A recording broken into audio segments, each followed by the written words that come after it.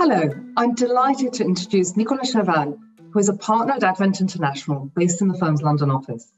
Nicolas is a veteran investor with significant experience in the consumer space in particular, and he leads Advent's retail, consumer and leisure sector investments in Europe. Nicolas, welcome. Can you give us a brief overview of Advent International, investment strategy, geographies and sectors of interest, please? Of course, Helen. Advent International was founded in 1984. It is one of the largest and most experienced private equity firms in the world. We have 15 offices spread across 4 continents. And the way we are organized is through a global and integrated team of more than 240 investment professionals. And we are focused on buyouts and growth equity investments. And it's the reflection of our flexible investment mandate. The investment teams are organized across 5 key sectors: business and financial services, tech, industrials, healthcare, and finally retail, consumer and leisure. And we are strong believers in deep industry knowledge. Since we initiated our private equity strategy in 1989, we have invested over $55 billion in over 370 private equity investments across 41 countries. So it's a very wide spectrum. And we manage about $66 billion of assets as of December 2020. Now, our investment philosophy is centered around the sustainable growth of the business in which we invest. And we have always believed in thinking longer term and seeing business performance through a wider lens. And I will explain later on what we mean by the wider lens. And as the role of business in society continues to evolve, we believe our focus on responsible investment drives positive change as well as improved performance. And Advent's commitment to our employees, portfolio companies, investors, and the broader community reflects this conviction. And it's really part of the way we operate since the beginning. Thank you, that's very clear. Now moving to today's topic, what does ESG mean to you personally, and how is it integrated into your business at Advent? Yeah. So listen, I like coming back to a sentence that our founder Peter Brook mentioned a while ago in 1996, but I'm always surprised by, it still resonates today. And he said, making contribution to industrial growth, employment and society is what will distinguish an industry and sustain it over a long period of time. So I'm saying that because we have always thought about the importance of being a business that contributes to society and smooth functioning of the economy. And we were founded with the philosophy of being a good corporate citizen, a responsible investor, although we didn't name it at that time as such, and the importance of viewing performance through a wider lens. And part of thinking about long-term trends means considering how the companies we invest in interact with the environment, how they improve their own performance and contribute to societies. And this contributing to improving practices with our portfolio in terms of how our companies interact with employees, communities, the financial markets, the supply chain, and how they affect the environment. And in practice, we incorporate that framework in the way we approach these issues throughout our ownership. And I would say that the consideration and the thoughtful management of ESG risk and opportunities at all stages in our investment process helps to protect, enhance our reputation, and can contribute to financial performance. So I like to see the economic value and the values going together. And we believe in it creates stronger, more valuable companies. And we embed elements of ESG, including diversity, equity, and inclusion throughout our investment lifecycle, from the due diligence phase through active ownership, the partnership with management and value creation, all the way through exit. So what we do is we work closely with high quality management teams and we support them with our operational expertise, the insights, the deep sector knowledge. Our approach to value creation in collaboration with portfolio companies' senior management also involves establishing operational excellence through managing environmental impact, respecting the community and human capital. So we want to enhance what we call corporate governance through expertise, the process, the culture. That's what matters today. That's what I would say, Helen. That's really helpful, and it's clear that Advent's put a lot of thought into its philosophy, actually, as well as its approach to ESG. Just something I'm curious about. It's acknowledged that the adoption of ESG standards really varies quite widely across different regions of the world. Given the fact that Advent is a global investment firm, how have you addressed that challenge? Yeah, so recognizing and managing ESG performance is really essential to appropriate risk management and success. And it matters in every industry and in every geography. And it can play an especially important role in value creation in developing economies, where governance, human rights, and other globally recognized standards are sometimes slower to adapt. So what we do, we provide resources and tools to assist them in implementing and executing global best practices. So for instance, our responsible investing /ESG team have provided a sustainability onboarding platform to companies seeking help in building out their own sustainability frameworks. And our experience working with companies in developing regions like Latin America, Asia, has positioned us extremely well to identify and address these challenges and opportunities. And it's really important. We do not make exceptions. So it's in every industry and in every geography.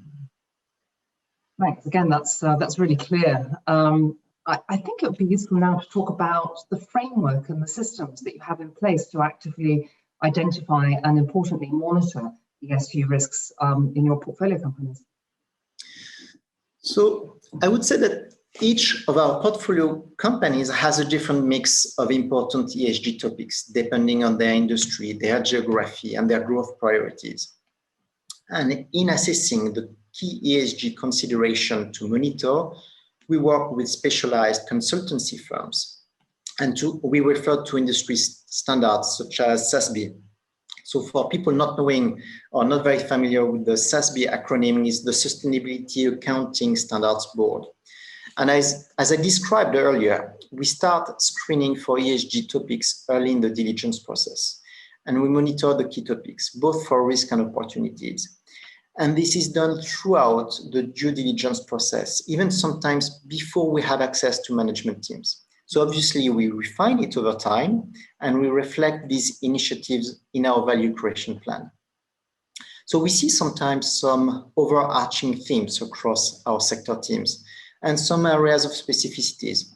I would say, for example, we recognize that for the business and financial services sector, cybersecurity, data, privacy, and facilitating the financial system participation are key ESG themes.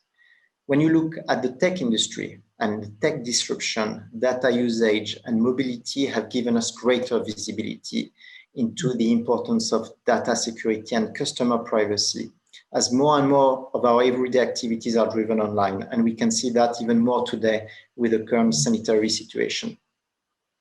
So industrial companies, on the other hand, depending on their own ESG maturities, they may focus on risk management and robust health and safety programs. In sectors such as healthcare and retail, key ESG teams include supply chain, access to medicines, innovation, the safe provisions of products and services. So you can see there is a wide range of ESG topics. What matters is that some of them could be replicated across the industry sectors, and some of them could be more specific. And we really try to lead by the examples and the actions, not just words. That's great. Well, now turning to your external reporting, how do you report on ESG to all your investors? So we communicate regularly with our limited partners on a variety of topics. And Advent believes it's important to communicate our approach to ESG in our investment strategy and regularly inform our LPs about certain elements. including key ESG topics, the performance, and the progress over the life of the investments. And we also engage with our investors on particular topics of interest to them on an ongoing basis. And these exchanges, in turn, inform our LP reporting. For our investor, we hold an annual investor meeting. We produce twice a year what we call a company-level ESG report for our most recent funds. We have a public website that includes information on responsible investing, diversity, equity, and inclusion, as well as our ESG overview report, which describes advanced approach to ESG. And it can highlight selected portfolio companies' innovative solutions or approaches to managing ESG-related solutions. So it's really a two-way partnership. We listen to our LPs and we communicate in transparency with them. Today we discuss about disclosure, the reporting and transparency, and it's really part of the way we operate internally. And as a long-standing investor with Advent International, I can tell you that we really appreciate all that information. So now a very topical question. How did Advent and its portfolio companies respond to all the ESG challenges that have been posed by the COVID-19 pandemic? What have you learned so far along the way? And have you changed your approach in any way as a result? Yeah. So looking back on 2020, we believe our response to COVID-19 highlights the most important dimensions of Advent's activity in our global society. And while each of our key sectors has been affected differently, we are proud of the common principles behind our actions. So protecting public health, giving to those most vulnerable, and using our skills, products, and expertise to alleviate some aspects of the crisis. So we had several companies that adapted their industrial capabilities to contribute to ventilator production. Multiple companies rapidly re-engineering some parts of their manufacturing lines to produce hand sanitizer. We had another company ramping up its production of plexiglass to meet the global demand for protective shields in person-to-person interaction in stores, schools, hospitals, and many other locations. Some healthcare companies turned to their drug development and marketing product pipelines to prioritize products with applications in treating COVID-19. So if you think about that, in retail, consumer, and leisure, as well as across our portfolio, companies have raised significant funds to contribute to alleviating food insecurity, to distribute PPE to healthcare workers, donating tens of thousands of mattresses and hotel room space to healthcare workers. And I would say to assist vulnerable population suffering from homelessness, depression, mental health issues, domestic violence, and other issues. As a firm, we also created the Advent Relief Fund, which rapidly distributed in excess of $30 million to charities via local offices and in collaboration with our portfolio companies. Just to give you an example, we had one of our portfolio companies, Definitive Healthcare. It's a tech-enabled healthcare business, and it has the ability to synthesize data to improve productivity and outcomes through cost-effective solutions. And early in the COVID-19 pandemic in the US, Definitive Healthcare used its proprietary data and analytics to identify geographic hotspots where COVID-19 cases would outstrip the local supply of ventilators, hospital bed capacity, and other medical resources. And more recently, Definitive Healthcare created a COVID-19 analysis predictor, which is an interactive tool that uses similar algorithm and features to capture key metrics that indicate when different areas can begin safely easing stay-at-home restrictions. So we've been present on multiple fronts. Now you ask me that, what did we learn? Listen, COVID-19 brought to life even more clearly the importance of Advent's commitment to ESG, played in enabling our portfolio companies to adapt quickly from a business resiliency perspective. I would say that our focus on strong governance, health and safety programs, data protection initiatives prior to the crisis was key to support human resilience, the connectivity and interdependence with each other in a very fast changing environment.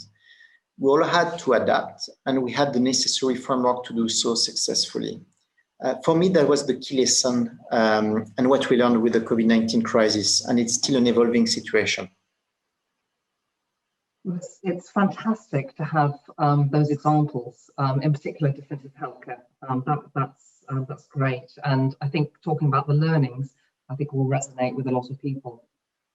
But I'd now like to turn to a topic which is very close to Pantheon's heart, in addition to sort of the general ESG topic. And that's how has Advent developed its diversity and inclusion efforts in recent years? And why do you think that matters? So it's a cause that is equally close to my heart. And it's interesting because the semantics have evolved over time. So you use diversity and inclusion. So we inserted E between D and I for equity. So it's a question of fairness and access equal of opportunities. So Advent is committed to making our firm, our boards, our portfolio companies and advisors stronger by promoting diversity, equity, and inclusion. And it's really integrated within our culture, how we see our future. So we have long believed that creating an inclusive environment that values diversity of background, race, ethnicity, sexual orientation, and gender, experience, ideas, and opinions not only makes us better investors, but is also the right thing to do for all of us. And I would say that this is organized and measured around three key pillars. So you've got recruitment, retention, and development of people. And what is the element that is binding the three pillars that I've just described? It's the culture. So for that, we set up a firm-wide DI committee and regional subcommittees. And I would say it really matters for the following reasons. For the satisfaction of all our colleagues and employees of Advent, you get a higher level of trust, higher level of engagement. And it's creating a culture where you can be yourself. And I think it's priceless. And there's a lot of diversity out there, and we want diversity to be very large, not only in our firm, but in other companies and in our ecosystem. You get more accuracy in decision-making from diversity. It's very well researched. And for me, it's really important because where can we get the most influence? Of course, ourselves, so Advent International, but we want to diffuse that across our boards, the portfolio companies, our advisors, because we can have a very large impact in society. So that's our approach to diversity, equity, and inclusion. Thank you for your support on all of that. It's so important. Well, finally, looking ahead, are there any other ESG related initiatives that you're looking to implement in the future? So we are really constantly looking for opportunities to enhance our approach to responsible investment. So developing a more systematic approach to both climate change and cybersecurity across the portfolio, monitoring the changing landscape of human rights initiatives, further promoting DI within Advent and our portfolio companies, evaluating third-party certification, were all priorities we had identified for ourselves for 2020. We have been working on exciting initiatives despite COVID, and they are once again underway, and we hope to be able to announce them very soon. What is interesting is that it's a very fluid environment, and you can see that. We're learning every day in that area. What we want to do is, again, to lead by the example. And you know what is amazing about our asset class is that I think we have a duty to be a thought leader as well. And it's something that is not owned by any private equity firms or any of us, but it can be embraced by all of us. And I think we have a huge responsibility to have an impact. That is very encouraging and really great to hear.